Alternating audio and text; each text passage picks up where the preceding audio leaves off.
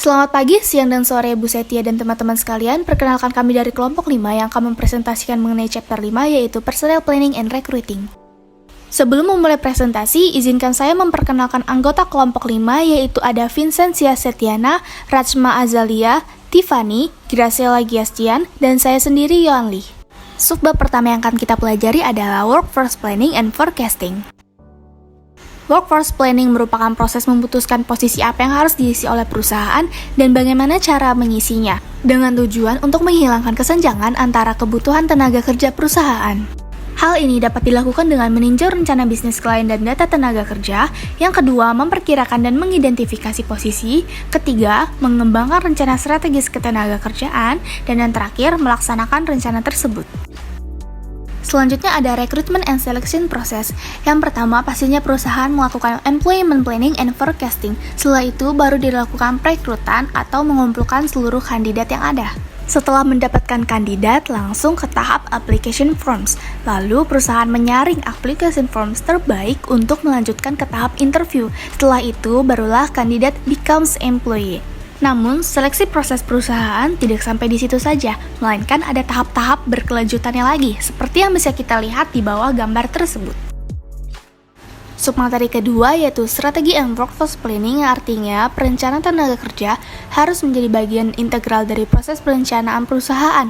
Mengapa? Karena akan mempengaruhi keterampilan personel yang dibutuhkan perusahaan dengan posisi yang akan diisi. Rencana tenaga kerja dibuat berdasarkan perakiraan asumsi. Manajer biasanya memerlukan 3 rangkaian perkiraan pekerjaan. Yang pertama, forecasting personal needs atau labor demand. Yang kedua, forecasting the supply of inside candidates. Yang ketiga, forecasting the supply of outside candidates. Yang pertama, forecasting personal needs. Artinya, kebutuhan staf perusahaan di masa depan mencerminkan permintaan akan produk atau jasanya yang disesuaikan dengan perubahan tingkat pergantian dan produktivitasnya. Dengan menggunakan analisis tren, yaitu mempelajari variasi tingkat lapangan pekerjaan perusahaan selama beberapa tahun terakhir. Yang kedua, analisis rasio dengan membuat perkiraan berdasarkan rasio historis. Yang ketiga, plot sebar, dengan menunjukkan secara grafis bagaimana dua variabel berhubungan. Contohnya, semakin besar rumah sakit, semakin besar pula kebutuhan akan dokter, suster, maupun pegawai yang bekerja di sana. Yang keempat, pertimbangan manajerial, karena analisis tren maupun rasio ataupun yang berhubungan dengan historis sewaktu-waktu bisa berubah di masa depan. Maka dari itu, kita memerlukan pertimbangan untuk menyesuaikan perkiraan tersebut. Yang kedua, forecasting the supply of inside candidates. Manajer harus memperkirakan pasokan kandidat dari dalam dan luar. Tujuannya adalah untuk menentukan karyawan mana yang memenuhi syarat atau dapat dilatih untuk lowongan yang diproyeksikan perusahaan. Personnel replacement charts menunjukkan kinerja saat ini dan kemampuan promosi untuk calon pengganti setiap posisi. Hal ini menunjukkan kemungkinan pengganti serta kinerja mereka saat ini, potensi promosi, dan pelatihan. Seperti yang kita lihat pada figure 5.3, Personnel or Management Replacement Chart, showing development needs of potential future division vice presidents. Yang terakhir, forecasting the supply of outside candidates. Jika kandidat dari dalam yang memiliki keterampilan tidak cukup untuk mengisi lowongan yang diantisipasi, perusahaan bisa beralih ke kandidat luar atau external recruiting. Dalam hal ini, perusahaan juga perlu memperhatikan keterampilan dasar seperti matematika, komunikasi, kreativitas, dan kerja tim dalam rencana ketenaga kerjaan dan pelatihan perusahaan, karena semakin maraknya perkembangan teknologi saat ini. Predictive Workforce Monitoring atau pemantauan tenaga kerja prediktif. Sebagian besar pengusaha meninjau rencana tenaga kerja mereka setiap tahun atau lebih.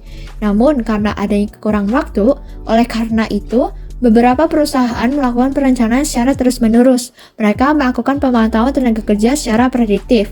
Maka, perusahaan mempertimbangkan berbagai faktor saat memprediksi kesenjangan bakat sebagai bagian dari proses pemodelan tenaga kerja.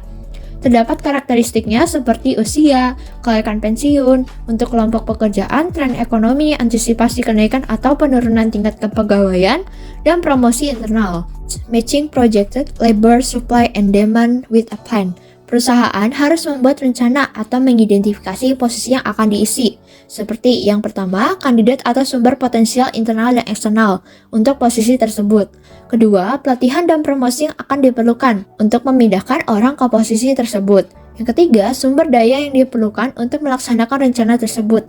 Misalnya, biaya perekrut, perkiraan biaya pelatihan, dan biaya wawancara. Why effective recruiting is important? Perekrutan karyawan berarti mencari atau menarik pelamar untuk posisi terbuka yang ada di perusahaan tersebut.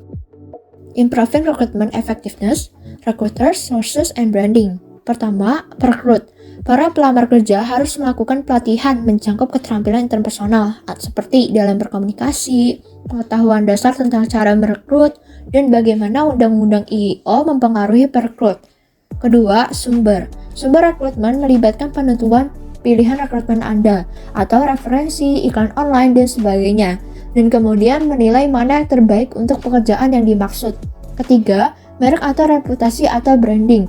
Merek atau reputasi perusahaan mempengaruhi keberhasilan perekrutan, seperti ulasan pemberi kerja pelamar, pekerjaan banyak tersedia di situs, platform media.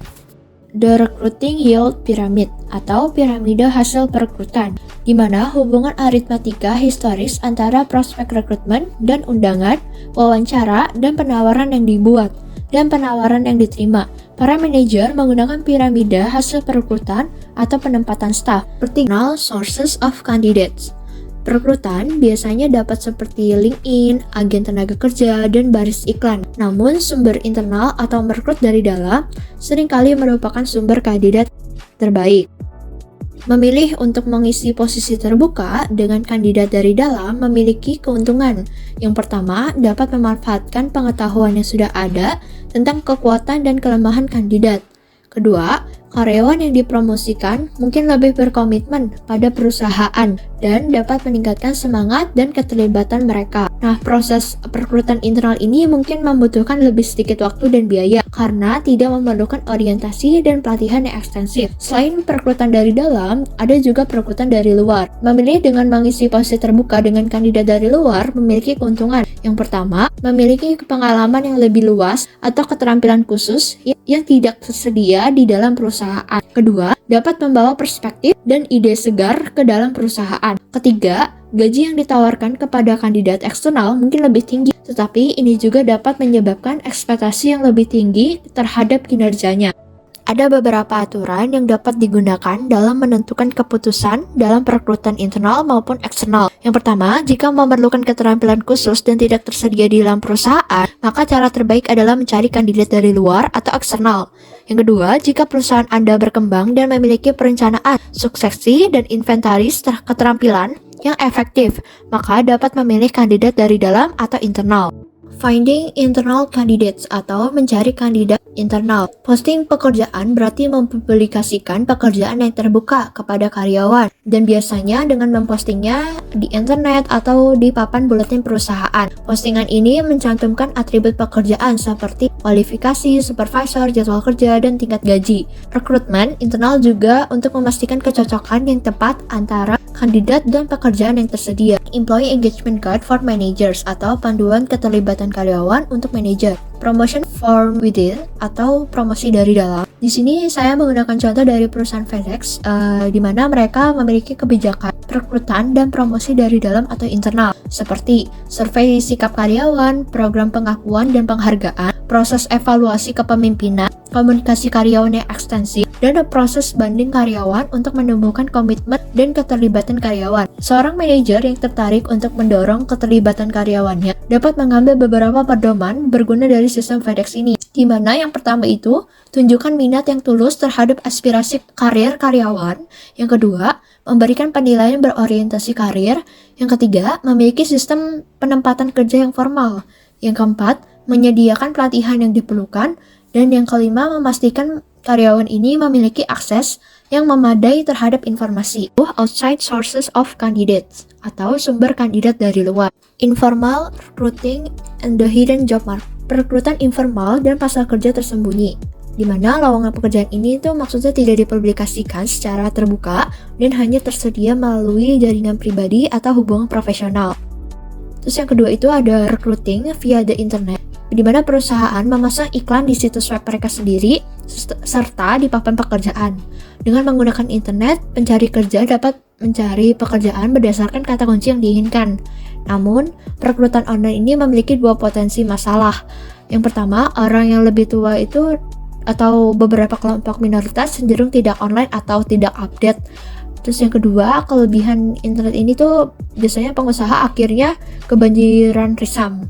Using recruitment software and artificial intelligence, atau menggunakan perangkat lunak perekrutan dan kecerdasan buatan. Sistem pelacakan pelamar atau ATS adalah sistem online yang membantu pemberi kerja menarik, mengumpulkan, menyaring, dan mengelola pelamar, di mana sistem ini juga menyediakan layanan lain, termasuk yang pertama, manajemen daftar permintaan, atau untuk memantau lapangan kerja yang terbuat di perusahaan. Yang kedua, pengumpulan data pelamar, untuk memindai data pelamar ke dalam sistem. Yang ketiga, pelaporan atau untuk membuat berbagai laporan, seperti biaya perekrutan dan perekrutan berdasarkan sumber.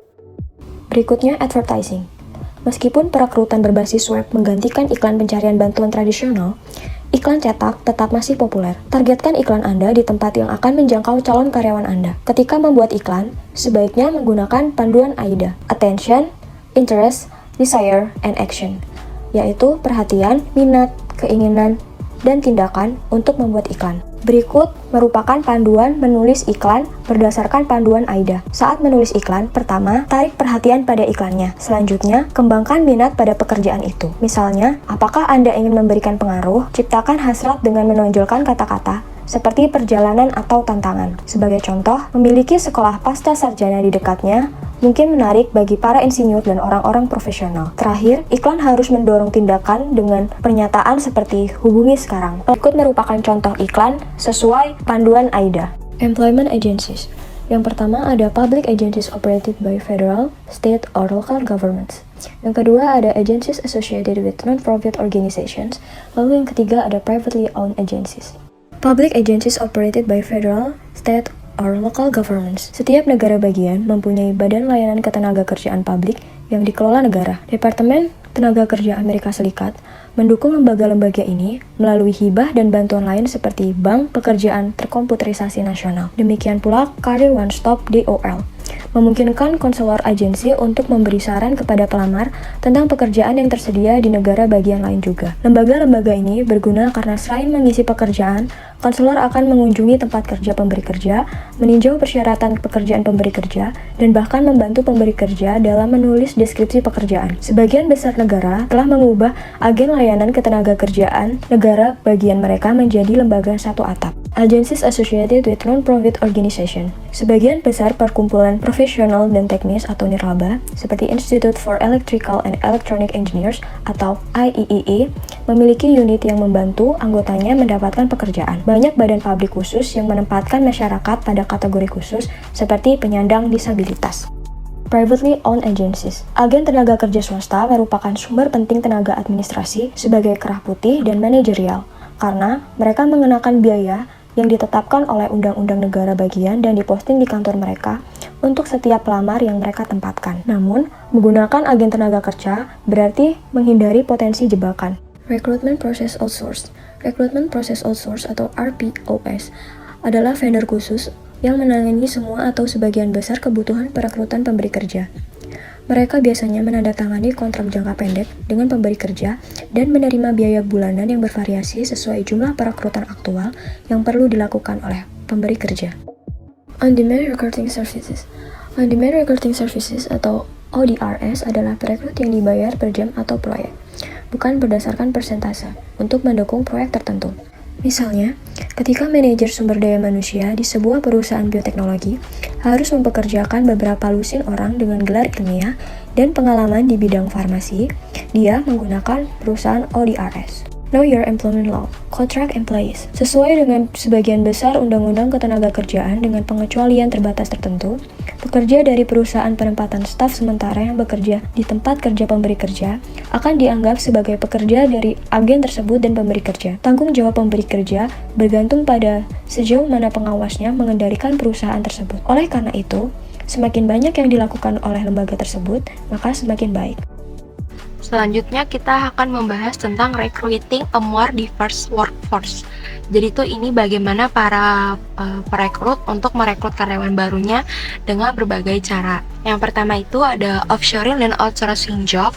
Jadi offshoring adalah mempekerjakan karyawan dari luar negeri untuk menyediakan layanan kepada perusahaan itu sendiri. Jadi biasanya itu kayak misalkan perusahaan yang ada di Jepang, dia tuh ingin mempekerjakan karyawan dari negara Indonesia seperti itu. Yang kedua itu ada outsourcing. Outsourcing adalah meminta pihak atau vendor luar untuk menyediakan layanan sebagai manajemen manfaat yang sebelumnya dilakukan oleh karyawan sendiri. Jadi kalau kalian tahu, di TSM sendiri ini kan ada yang namanya office boy atau office girl yang biasanya bersihin kelas tuh, kayak setelah kelas gitu kan. Biasanya kan ada yang ngapus-ngapus papan tulis. Jadi TSM itu kayak ngambil mereka dari perusahaan outsourcing gitu. Jadi biasanya kalau misalkan ada masalah atau suatu hal yang TSM gak suka, TSM itu tinggal bilang aja ke si perusahaan outsourcingnya itu, dan nanti dari pihak mereka akan melanjutkan bagaimana menanggapi situasi tersebut kepada karyawannya, kayak gitu.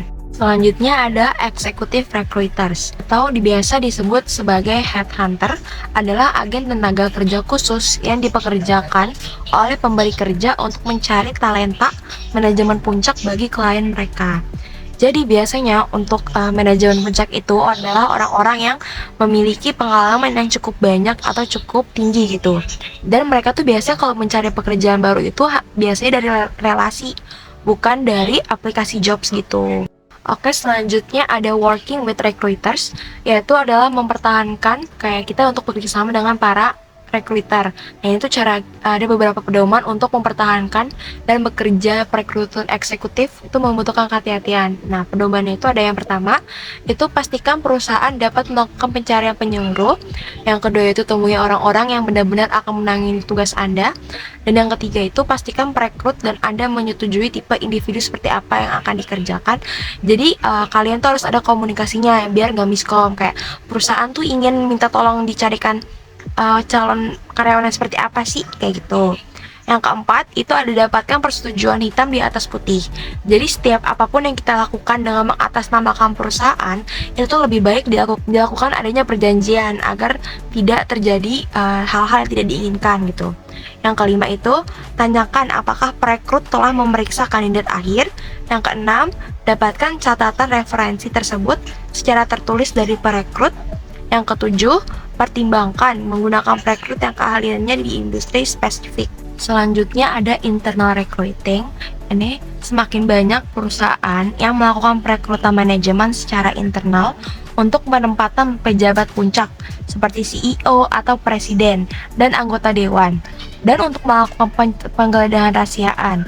Dengan semakin banyak perusahaan yang menemukan cara baru untuk merekrut talenta manajemen puncak, perusahaan mencari eksekutif pun melakukan diversifikasi.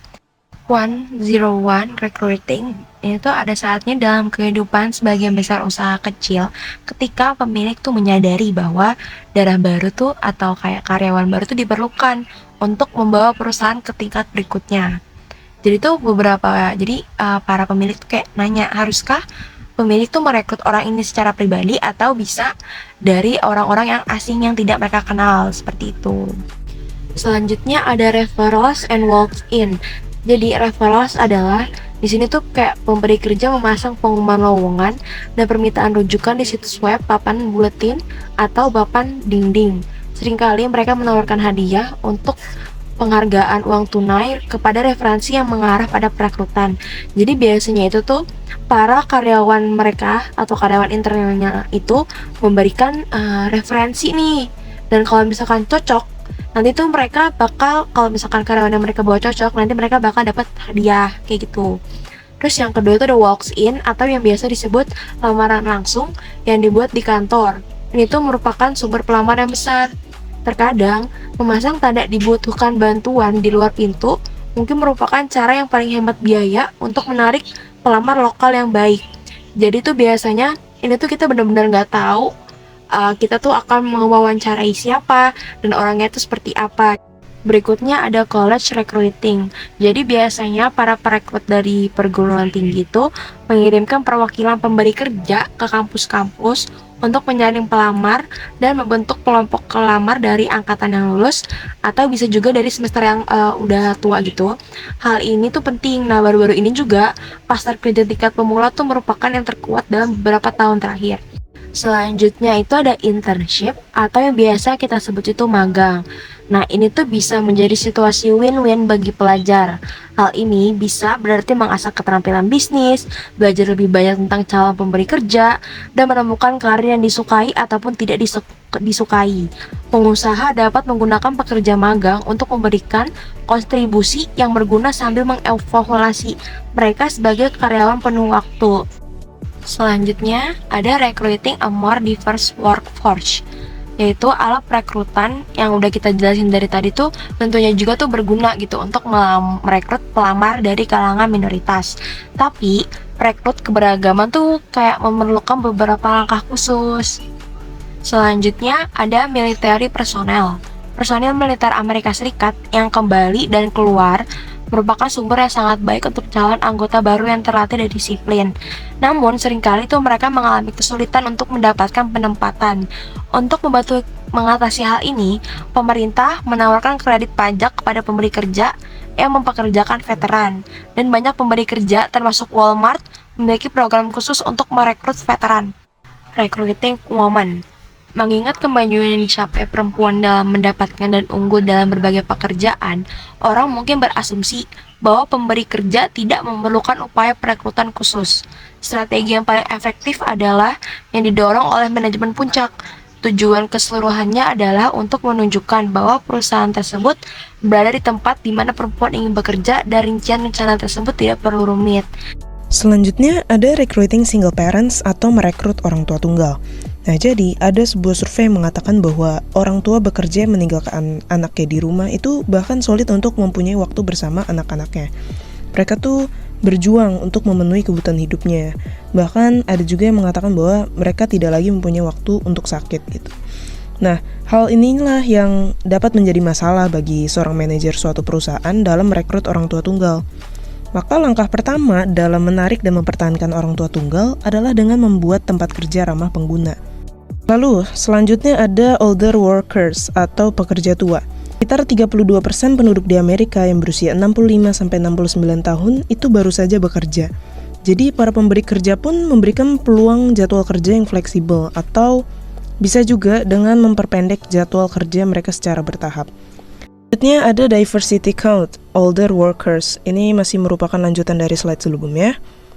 Sebuah studi berfokus pada validitas 6 stereotip umum mengenai pekerja yang lebih tua, yaitu kurang bersedia berpartisipasi dalam pelatihan dan pengembangan karir.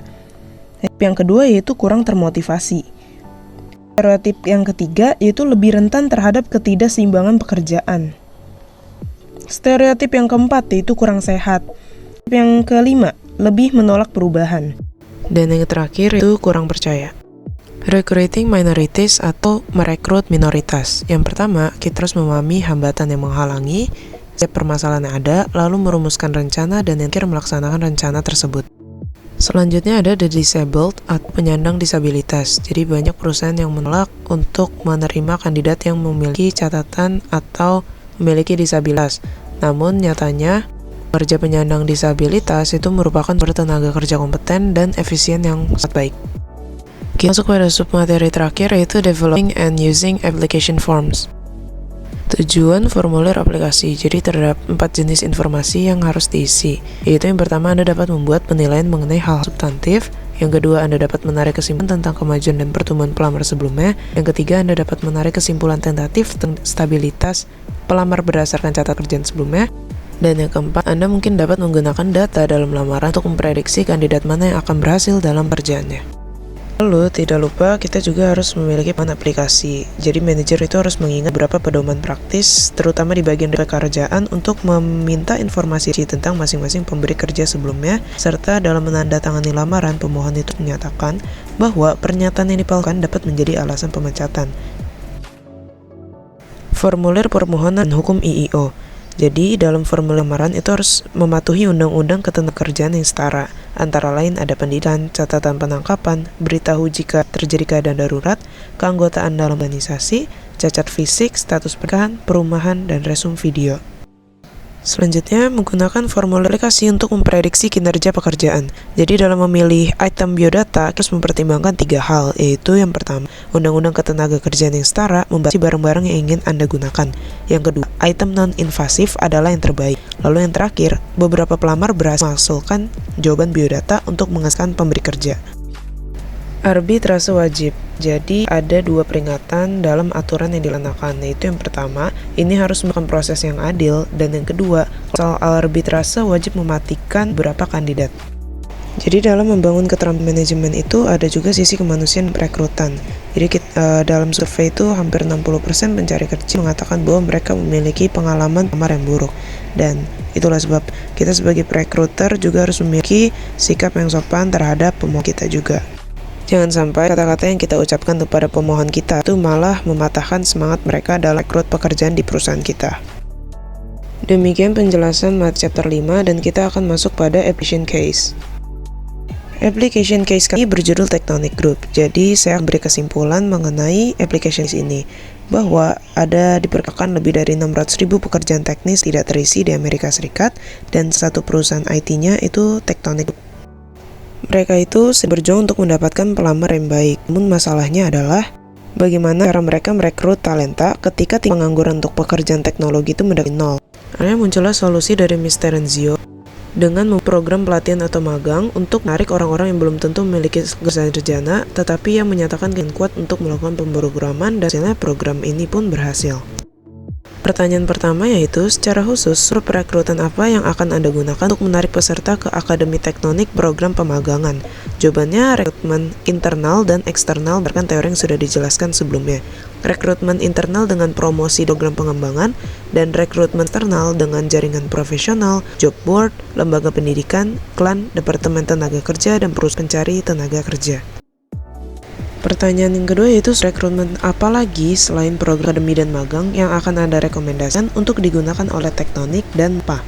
Jadi menurut kami, selain kedua program tersebut, hal yang kami rekomendasikan pada Tectonic Group untuk mendapat sumber rekrutmen pekerja teknologi itu dengan cara menjalin kemitraan bersama institusi pendidikan, memperkuat peranan untuk membangun citra yang positif pada perusahaan, dan program referral pada karyawan. Alasannya karena dengan jalin kemitraan tersebut, baik pada universitas, sekolah tinggi, atau lembaga pelatihan khusus teknologi, Tectonic Group itu dapat akses terhadap para lulusan yang baru atau mereka yang sedang menjalani pendidikan. Jadi melalui kemitraan tersebut, perusahaan dapat memiliki akses langsung ke sumber daya manusia yang sudah terdidik terlatih sesuai dengan kebutuhan teknisnya. Strategi lainnya itu dengan memperkuat periklanan melalui media sosial untuk meningkatkan citra positif perusahaan, juga melakukan program referral. Pertanyaan yang ketiga itu, saran apa yang akan Anda berikan kepada Tectonic Group untuk meningkatkan proses perekrutan? Saran kami yaitu yang pertama memperluas pemasaran, dan yang kedua membangun koneksi atau perluas jaringan. Selain itu, Tectonic Group juga dapat meningkatkan proses perekrutannya dengan strategi yang terstruktur seperti melakukan personal planning, yaitu membantu dalam merancang strategi yang efisien untuk menarik kandidat yang sesuai dengan kebutuhan perusahaan. Demikian penjelasan materi chapter 5 dari kelompok 5, kurang lebihnya mohon maaf, terima kasih dan selamat malam.